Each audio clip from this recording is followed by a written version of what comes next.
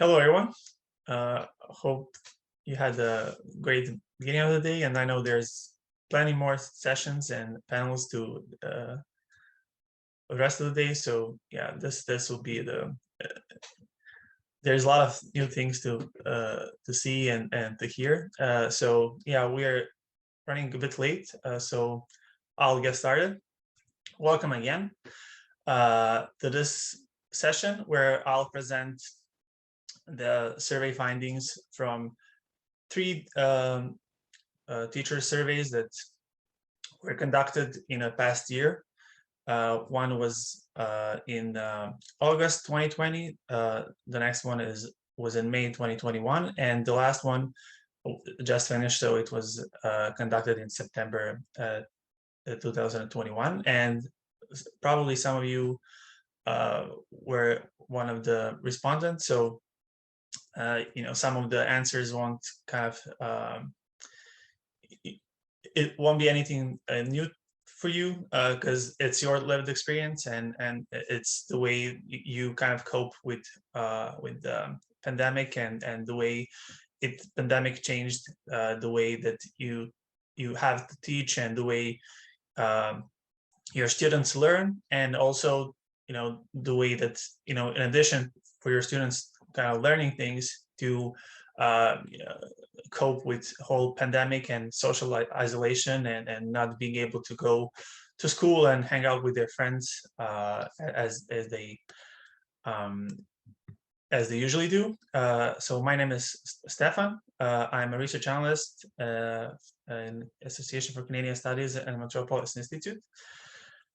If you have any questions, you can just raise your hand. There will be at the end the time for your questions or comments. But if you have any questions during the presentation, you can stop me and ask me, because there will be a lot of course, graphs. So if you find something interesting, you can just stop me and ask me to kind of dwell more into the graph or research analysis that I did. So this was a web-based survey. We administered it to teachers. We used the SurveyMonkey as a platform to collect results. And so there were, we'll call them three waves. So wave 1, wave 2, and wave 3. They were both in English and in French. And you can see on your left side number of responses or respondents for every of the waves. So the first wave was the kind of biggest one. We have around 500, then 200, around 250, and then the last one was 150 responses.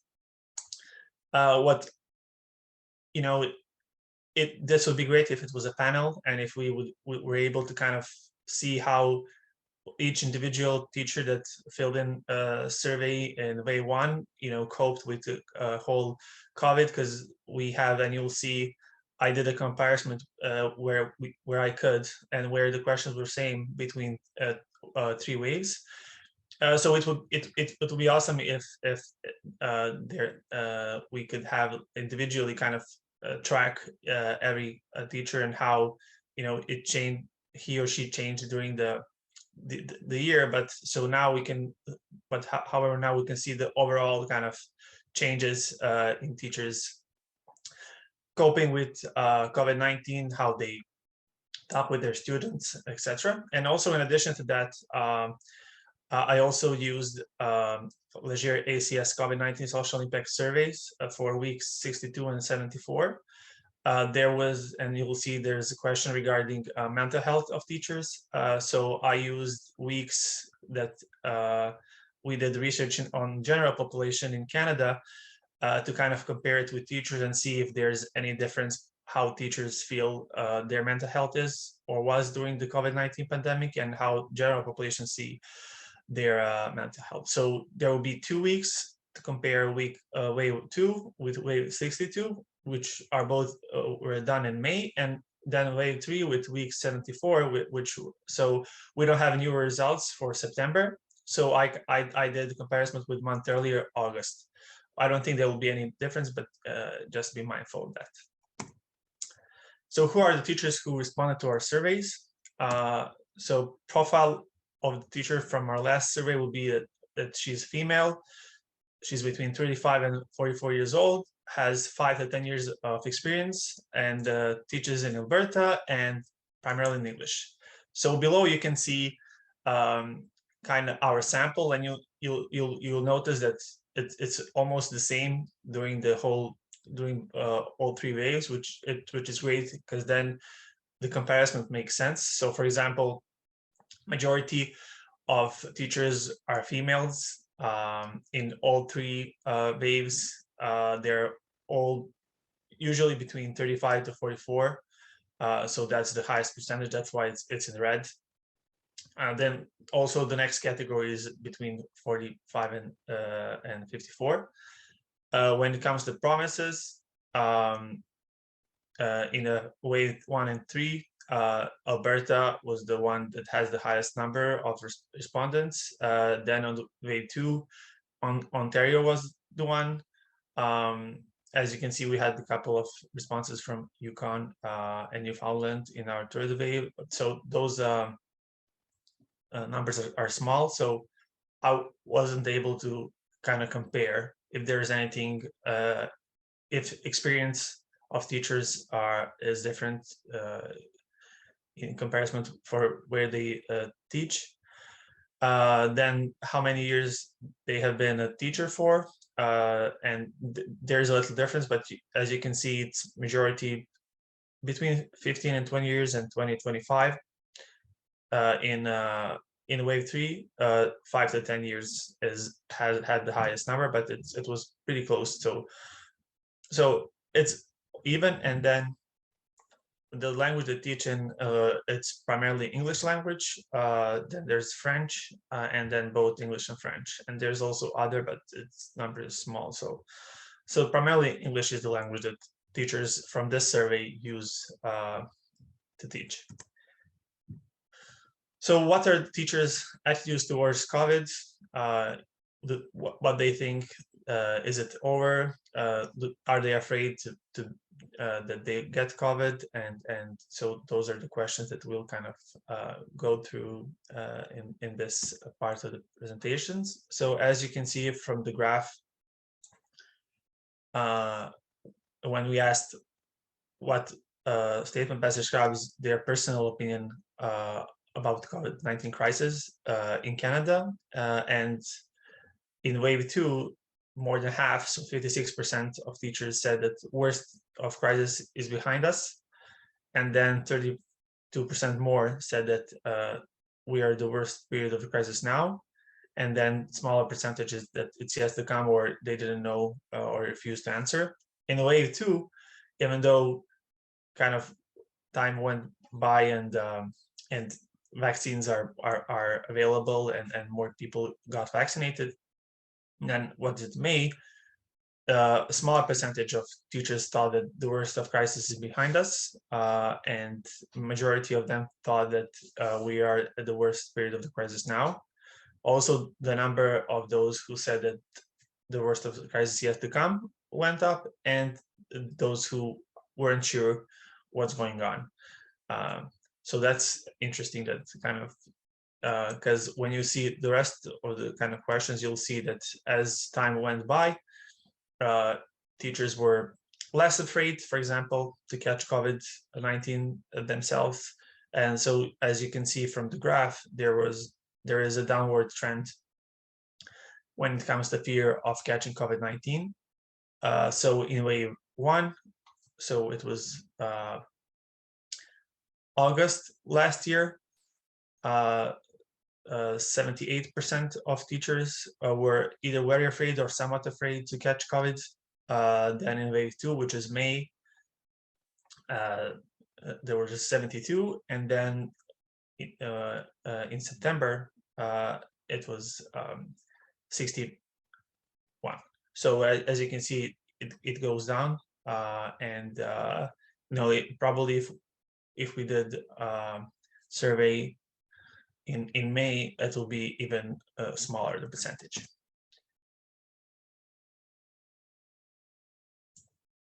Do you know any in your immediate family or circle of friends who had COVID-19? In wave 2, 60%, so more than half of teachers said that they know someone from their inner circle who had COVID. And then in wave 3, a couple of months afterwards, that number is 74%. So there's a 14 percentage points difference. And even though there's vaccines, more people are getting COVID-19, so this makes sense.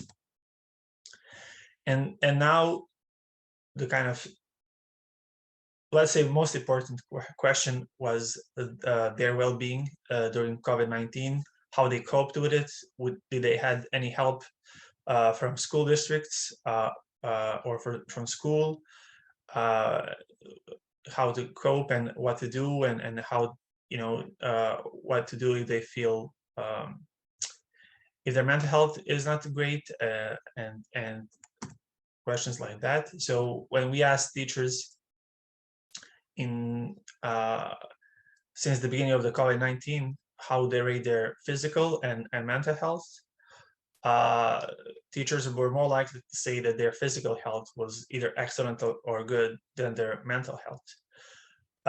And as you can see, there's not a much difference between waves. I guess in wave 3, more teachers said that just a bit more said that their physical health is excellent or good. But gap is not that big, so I wouldn't say that there's a big difference. And when it comes to mental health, less than half, so 44 or 45, sorry, percent, when you add those two numbers, said that their mental health is either excellent or good, and that's for same percentage as in both ways. And then when I compared teachers with general population and those who said that their mental health is either excellent, very good, or good, we can see that teachers are less likely compared to general population in both waves to say that their mental health is good. So in wave 2, 45% of teachers said that their mental health is good, while in general population in same time period it was 71%. And then in wave 3, exactly the same number, 45% of teachers said that their mental health is either excellent, very good, or good, while in general population that percentage went even higher than in week 62. So it was 79%. So there's almost, I mean, it's not half, but it seems that like it's a half. So that they are almost half less likely to say that that their mental health is good or very good compared to the general population. And then because numbers in our last survey in sense of respondents were smaller, I didn't have a chance to compare different let's say demographic or identity markers in sense of their sex and years of experience. However, I was able to kind of compare mental health and age of teachers. So as you can see here, the first column is are teachers 18 to 34 years old, and then second one 35 to 44, 45 to 54, and then 55 to 64. And as you can see, the group that is most likely to say that they have good or excellent mental health is the red one, which is 45 to 54. And then least likely were the ones 34 to 44. And also you can say that teachers who are younger than 44 are less likely to report that their mental health is good compared to those 45 and older.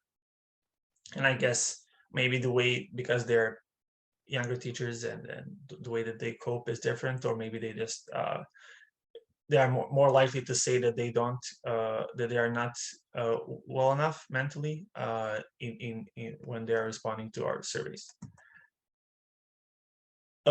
We had 2 open-ended questions that we asked teachers, and one of them was that they explained what actions have been undertaken by their school district to support their well-being as a teacher during the pandemic. And these are answers from or codes from the last survey, survey 3.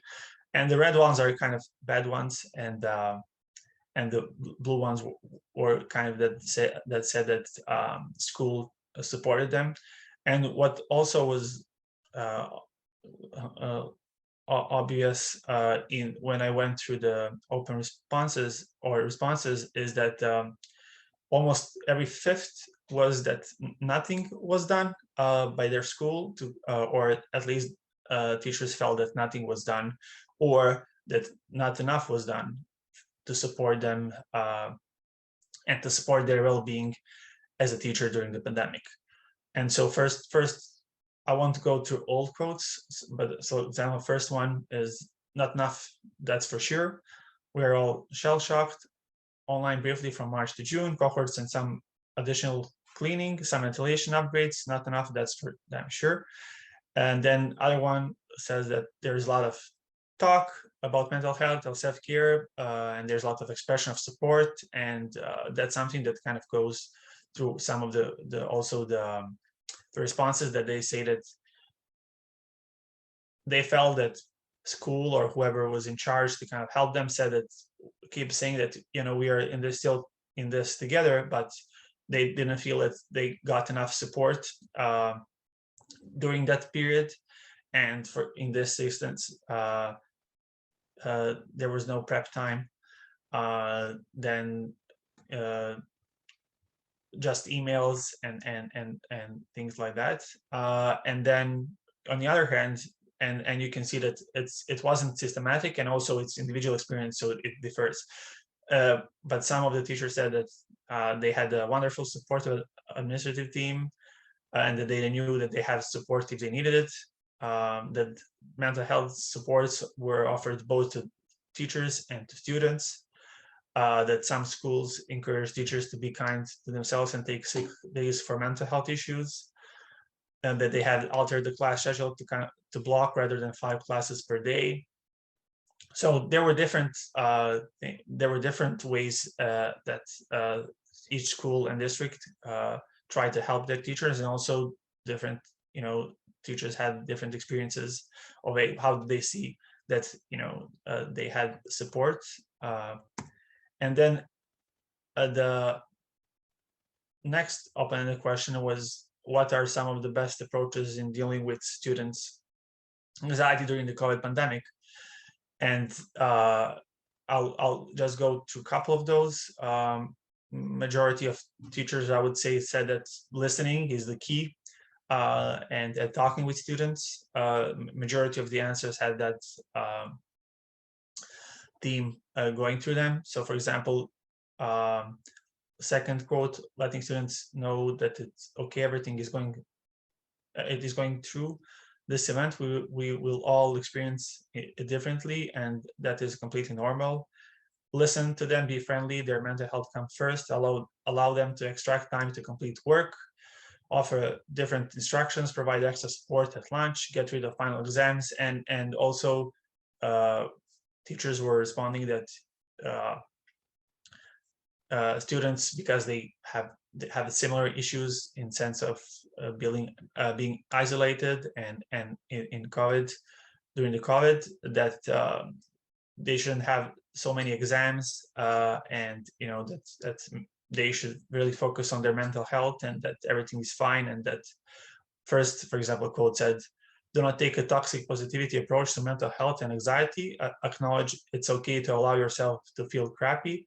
Be mindful of talking about mental health in a way that feels phony, and make the distinction that being upset about the bad situation is not the same as a mental illness. So kind of listening and saying that it's fine to be, to feel bad, it will go, but that you have to kind of listen to your feelings and how do you feel and what and that also you have support of your teacher and school. And now in a kind of same well-being and teaching during the COVID, this is just a kind of reminder of results from the wave 2, where we asked teachers if they received the vaccine or not, and 90% said that they did. So I'm showing you this because we didn't ask that question in this survey, because now we saw that almost all of the teachers were vaccinated, got the vaccine, at least one. So we asked teachers what do they think when in regards to students and vaccines, and also masks, how and when they should be weared. And so 8 out of 10 teachers think all the students should be vaccinated, and so no 6, and then 6 don't know, and there was 5% that said that they prefer not to answer. So almost the same percentage of teachers who in the previous survey said that they're vaccinated, which makes sense. If they're vaccinated, they would expect for also students to be vaccinated. And then when we asked in the case of students 12 years of old or older, and also in case of teachers, faculty, and staff, where vaccination is possible, should masks or facial coverings be? And then we had 4 different options. So one is worn at all times while on school premise, or only in common areas, but could be removed once seated or teaching in class, be worn only by students, teachers who do not have proof of vaccine, and should be optional, and decision be left with the parents of students, or for teachers to themselves.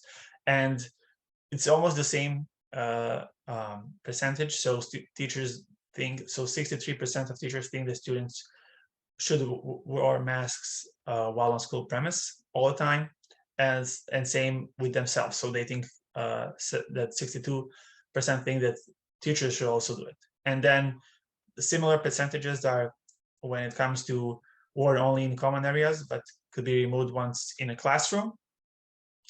And then there is a small difference, but you can see that whatever teachers think themselves should be also applied to students. And the last section is teaching during the COVID-19. And so when we asked teachers how would they rate their experience in the past year regarding online learning, so in both, it's almost the same percentage in both waves 2 and 3.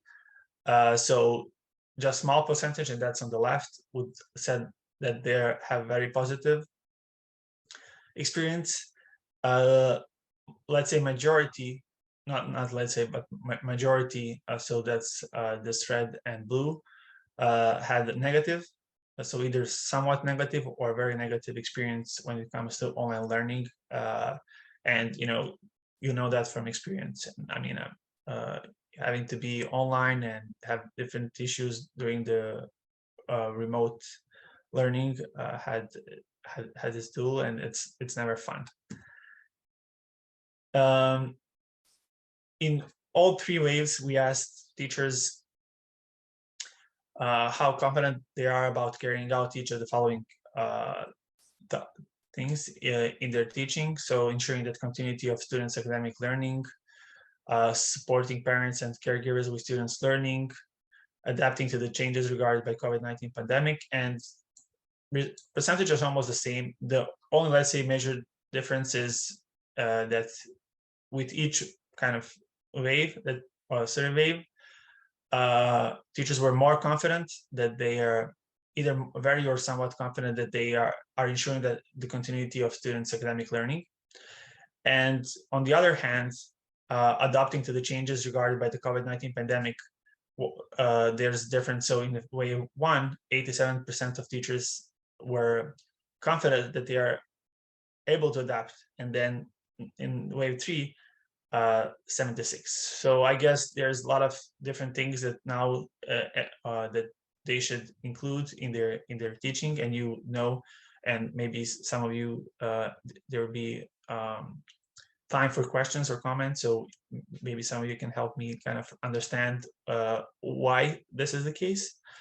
I guess there's a lot of things new adding up, and they kind of are not easy to be on track with all of those things. And then the last slide with data is, and the question that we asked in wave 2 and 3 is what teachers did to address the concerns of students that they might have regarding COVID-19. And as you can see, the highest percentage of teachers were forced learning on global and citizenship issues, then shared accurate information on COVID-19, discuss students' reactions to COVID-19 in class, and encourage them to express and communicate their feelings. And those are the same, and percentages are almost the same. They're a bit higher in wave 2 than wave 3. The way that the teachers talk with their students regarding COVID was kind of the least was used is giving students assignments on social effects of COVID-19 and incorporating relative health education into the classroom curriculum. Even though some of the teachers in their open-ended question said that there should be kind of relevant health education into curriculum. And with that, presentation is over. So I guess we have 15 more minutes or so. Yep, so 15 minutes, Stefan. Yeah. So if you have any questions, I'm here. If you have any comments, I'm here. I would just like to say thank you for compiling all that data. I think it was really interesting. I mean, not terribly surprising given everything we've been hearing on the ground, but it's super helpful to our organizations to have this data. And I, if any teachers who are here who answered the surveys in any of the waves, I'd just like to say a big thank you to all of you who gave us your data so that we can, make it public. Yeah, exactly. I mean, yeah, I guess because this is your kind of teacher's lived experience, so you're tackling with issues and with all the things that I went through in this half an hour every day for like a year and a half. So I guess none of the results are surprising to you in sense of like what you can expect when you go to the classroom and the way that support is given, but experiences are different, and it's really, as you said, helpful once you kind of compare it and see it and get an overview of how teachers that we don't know experience COVID and what are the ways they cope with it, and how, if they feel if they're supported or not. Because for some teachers, in the same school, perhaps, support is more than enough, but then for others, because they have different experiences and the way and the students and life out of school is different, and they might be feeling that they're not supported well enough. And I guess it also depends of the time. So some today will feel that they are supported, but then tomorrow, if they have some issues but they are not sure who to ask to or what to do, they will feel that they are not supported enough. Yeah, and it's a dynamic situation right now. Yeah, so, and I think the waves also captured a lot of sort of just the general progress of the pandemic in terms of when we thought it was all behind us. Yeah. And even just the data around the teachers' age groups, and I kind of noticed like there was that big dip for the sort of second youngest group. Mm-hmm. Yeah, because and I think in those younger groups, like you're just starting, you may be more inexperienced, but also you may have small children yourself at home, especially as most of the teachers were female. I think that's a huge impact. You kind of have this home and work going on. Yeah, it makes sense. Right, and as you said, probably the whole kind of it's over, but it's really not a thing, and we are not sure when it's over, even though we all thought that once we get a vaccine, that will be, the thing of the past, but now we see that it's not, and it won't be, unfortunately, in the foreseeable future. And I guess the teachers, since they are working with, groups, of young people, are the ones that kind of, you know, in, like kind of first one who kind of see the changes because of the pandemic, and the way that they need to work and not work, and the way that they need to change, not like in a month or two, but tomorrow, to get their classes, and also they have the same curriculum that they need to kind of go through, and so I guess there's a lot of difficulties, to kind of keep both professionally and kind of mentally and personally with all those different things. Stefan, I see there's a question in the chat from Linda McConkey, Yeah. and she's been on mat leave for several years, hoping to return to the classroom next school year, wondering how to prepare. How has COVID changed how we teach? And I, like, aside from what was going on in the survey, which is really about teachers' perceptions, I'm wondering if somebody else in the room here might be able to kind of sum it up in a few sentences.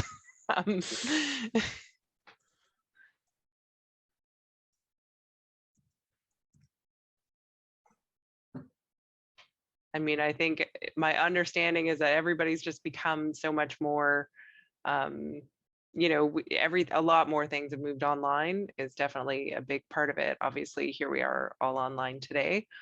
But yeah, I am interested if anybody else would like to share some of their experience, to either pop it in the chat or share.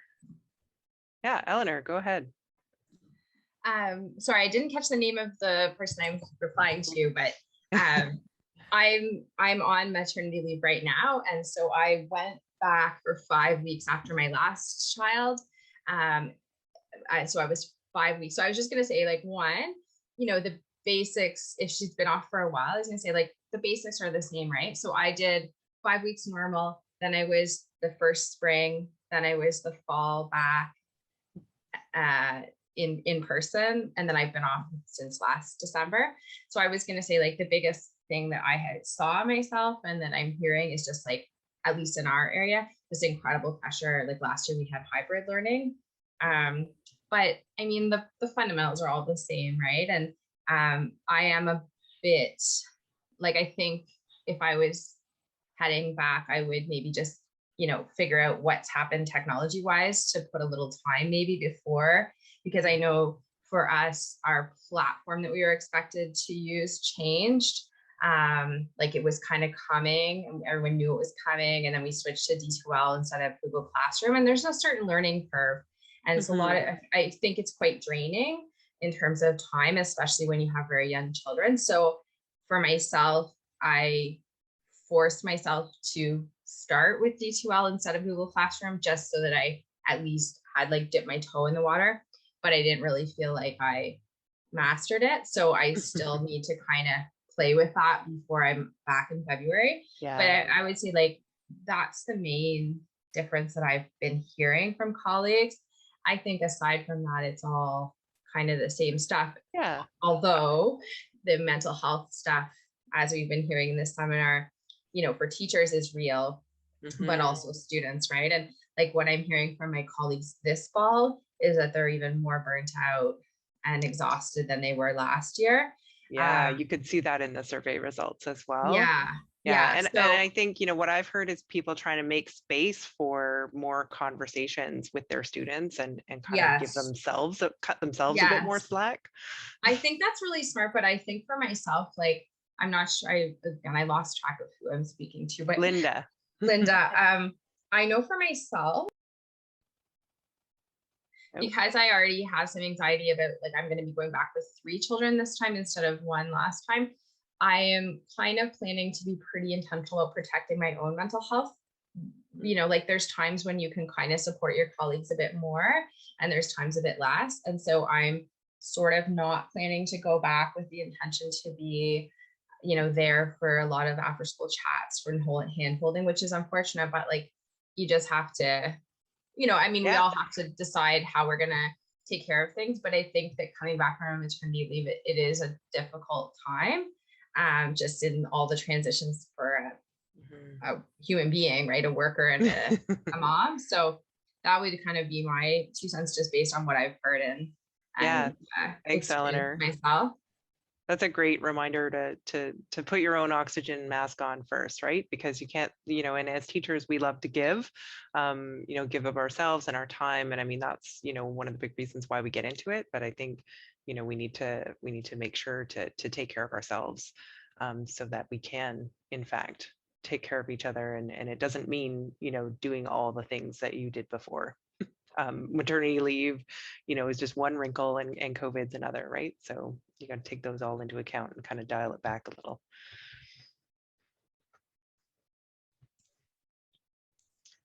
Were there any other questions or comments from the panelists, or not from the panelists, or from the room?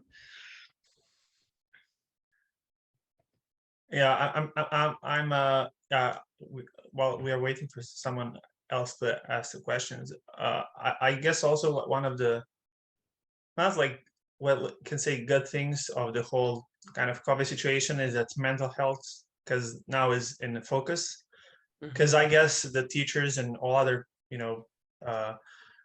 other people were also having the kind of mental, their mental health wasn't great even before COVID-19, because there's a pressure, especially at the end of the year, kind of to pick all the things. And now when because of the COVID, they kind of went to focus. And I think that, once COVID stops, eventually, hopefully, this won't kind of disappear, but it will be, equally important, because I think no matter if there's a pandemic or not, mental health, especially of teachers, is really important, because they are the ones, speaking with children, and have different kind of types of pressures, and they need to be well themselves in order to kind of spread both knowledge and the way that other also students can cope with their mental problems or well-being. So I guess that's also one of the good things of, other than we all learned how to Zoom and video chat and use different technologies to kind of to spread the message. So yeah, I guess that's also it's a bit of both sides with both of those, right? And I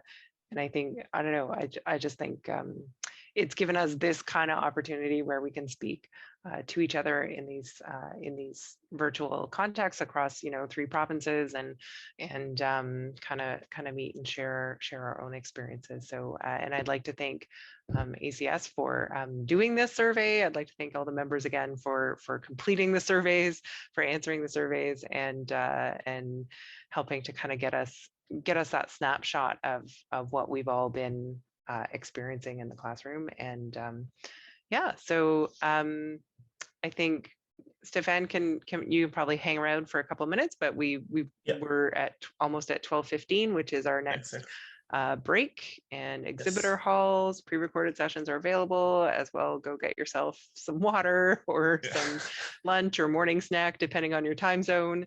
And yeah, thanks so much, Stefan, and to ACS, and to everybody who attended the session.